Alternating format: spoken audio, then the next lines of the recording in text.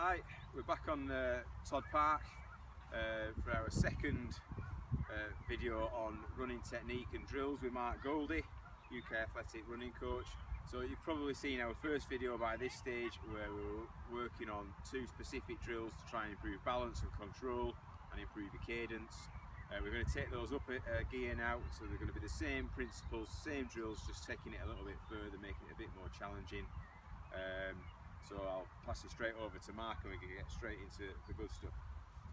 Yeah, so the last video we talked about the walking drill, if you remember, just everything pointing forward, dorsiflex, knee up, same coming forward, everything pointing forward.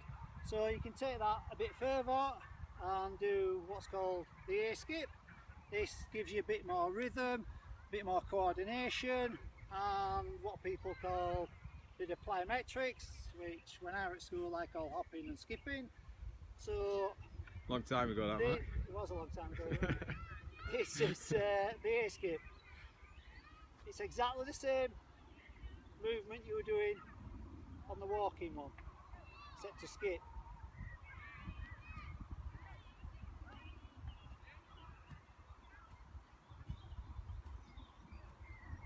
So again, you're still stepping down under your body, everything's pulled up, it's just more rhythm.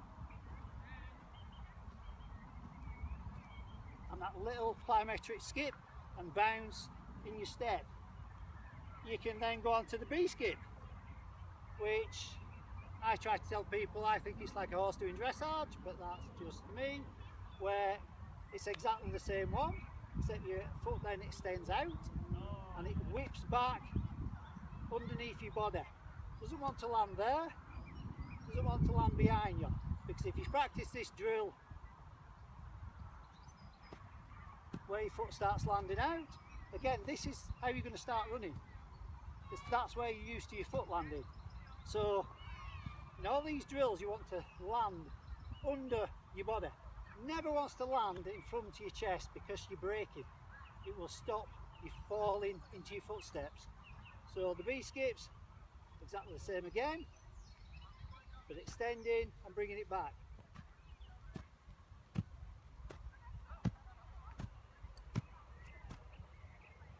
Now there's probably loads of track athletes and sprinters who are far better than me at doing these drills.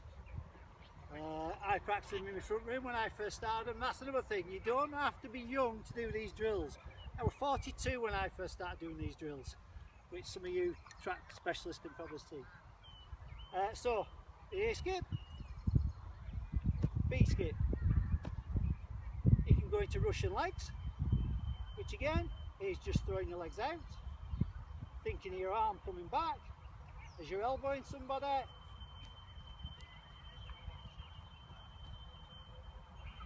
Again, one of the most common mistakes with Russian legs is people throw them out too far and they lean back. So in running you don't want to be leaning back. You want a slight lean forward. That doesn't mean you're leaning at your hips, it's a slight falling forward. So again, practicing Russian legs.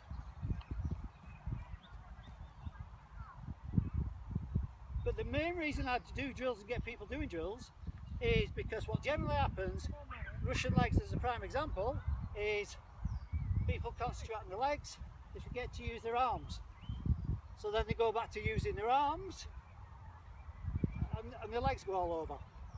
So it's getting your body to know exactly what, your brain to know exactly what you're doing, where your head is, are you leaning forward, are your arms working properly, are your legs working properly. You can also then go into high knees, which I don't really like calling it high knees because people start to do high knees and they start pushing their knees up and leaning back. So I think of it as a cycle motion. This heel tucks up under your backside. The higher that heel comes up, the higher that knee will rise. It's the same motion as when we did the dribble. That little cycle motion, it's just a bigger cycle motion. but that heel's not going out there, it's tucked up under my backside. So again, every principle is the same. Pulled up, working your arms, pulling your toes back. You can even advance all that. You can go into Russian legs, into high knees. What I get my sprinters doing is, again, as Lee talked about cadence, it's about how fast you can get that foot on the ground, cycle back round on the ground, cycle back round on the ground. So first ask people to walk through it, same cycle motion, and as you start getting better at it, you can speed it up. One leg.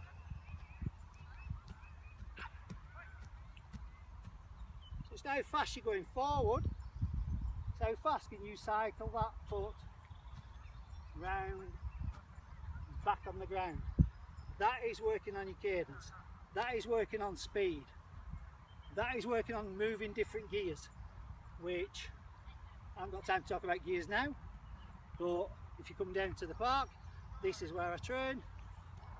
Mondays and Thursdays at 7 PM, Sunday mornings at 10 o'clock.